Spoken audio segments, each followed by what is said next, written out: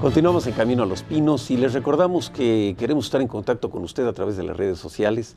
Tenemos en pantalla los elementos de relación con ustedes a través de Twitter y nuestros correos electrónicos del programa Camino a los Pinos. Vamos a continuar esta interesante plática con José Woldenberg, pero antes vamos a revisar esta cápsula precisamente que nos resume el análisis histórico de los orígenes de la izquierda mexicana. La izquierda mexicana padece disputas y división porque no cuenta con una definición programática de fondo. Hasta ahora, lo único que le une son las coyunturas electorales. Como no hay visión más de largo plazo más que las candidaturas, entonces las disputas se vuelven el pan de cada día en el PRD. En sus momentos históricos, la izquierda mexicana no ha sabido hacer un análisis de su origen y su rumbo a futuro. En 1919, el Partido Comunista Mexicano defendía la ideología del marxismo-leninismo, corriente que se abrió camino con movimientos campesinos, populares y obreros. Pasaron los años y fue adquiriendo diferentes nombres y espacios, pero fue hasta 1980 cuando el gobierno mexicano, para frenar la proliferación de grupos guerrilleros de la década de los 70, adoptó una reforma al régimen electoral con la Ley de Organizaciones Políticas y Procesos Electorales. Así, la izquierda avanzaba para insertarse en las instituciones. Pero 9 años después, con un entorno político internacional convulsionado por la caída del muro de Berlín y la desintegración de la Unión de Repúblicas Soviéticas, la izquierda en México se estancó. Está fragmentada porque deviene de un proceso histórico donde no hizo el respectivo examen de conciencia sobre estos procesos históricos a nivel internacional que acontecieron a raíz de la caída del muro de Berlín. ¿Qué significaba, por otra parte, la fusión de diversas organizaciones, incluida una corriente del PRI, que alimentara en una opción de izquierda cualitativamente superior?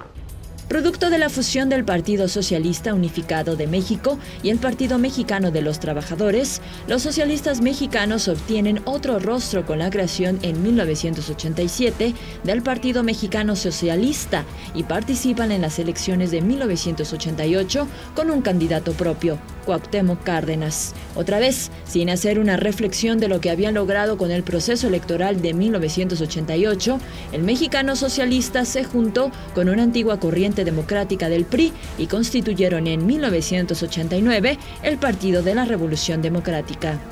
Actualmente en el PRD hay muchos liderazgos históricos que vienen del Partido Comunista, como Alejandro Encinas, Pablo Gómez, está Amalia García,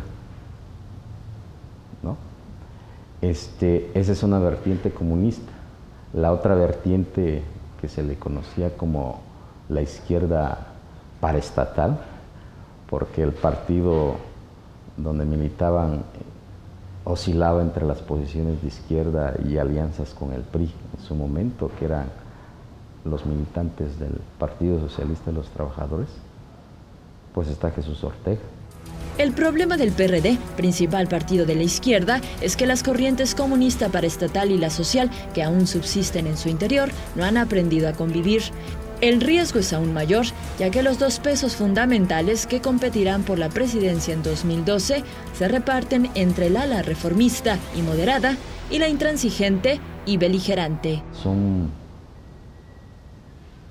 dirigentes que no devienen precisamente de una lucha de izquierda de años atrás. Me refiero a Andrés Manuel López Obrador, me refiero a Marcelo Ebrard. Alma Paola Wong, Efecto TV. Pues seguimos adelante, José. La izquierda mexicana, como tú decías, es esta coalición que se va integrando al momento de que se integra la Central de Trabajadores Mexicanos, la CTM, ¿no?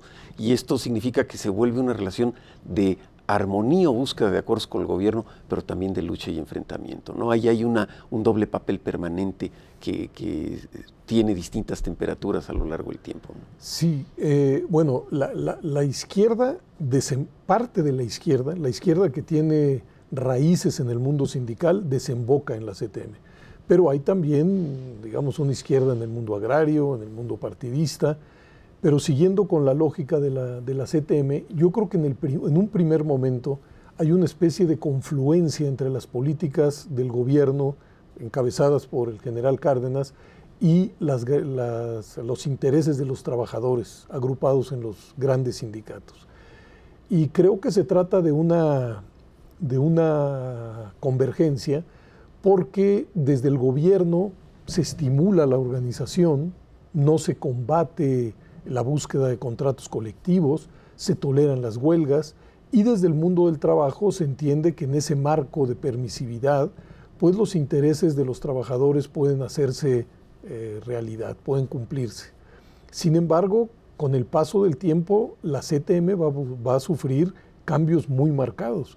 Primero van a ser expulsados los comunistas, luego van a ser expulsados la corriente encabezada por Lombardo Toledano y finalmente se llega a la Secretaría General del Comité Ejecutivo, Fidel Velázquez, y creo que con él se empieza a dar ya no solamente una convergencia con los sucesivos gobiernos, sino en muchos casos una auténtica subordinación de los intereses de los trabajadores a las políticas en curso de los diferentes gobiernos.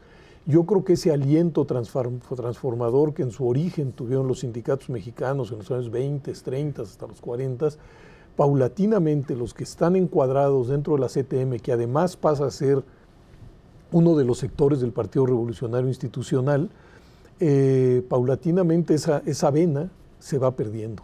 Y ahí tenemos un caso en donde la ideología empieza a dominar la búsqueda de acuerdos, ¿no? Y es una ideología de esta izquierda excluida que se vuelve un tanto contestataria, se confronta y llega a extremos de manejar un discurso de violencia, ¿no? Un discurso de confrontación, ¿no? Bueno, otra vez, hay diferentes izquierdas, incluso hay una izquierda dentro del Partido Revolucionario Institucional, sí. Hay una izquierda que se reconoce en el Partido Popular Socialista, que es una izquierda, digamos, muy ortodoxa y además muy a la saga de lo que hagan los gobiernos de aquel entonces. Y también hay manifestaciones de una izquierda independiente que tiene muchas ramificaciones. Está el Partido Comunista, está el Partido Revolucionario de los Trabajadores de orientación trotskista, hay corrientes maoístas, es decir, hay un rosario de organizaciones de izquierda muy variados. Y ciertamente, a fines de los 60, principios de los 70, también surge un movimiento guerrillero, uno rural y uno urbano, que piensa que los conductos de quehacer político públicos y pacíficos están bloqueados. En el caso sobre todo de brotes guerrilleros de los años 70, creo que tienen mucho que ver con lo que sucede con el movimiento estudiantil de 1968 y con la represión a la marcha del 10 de junio de 1971.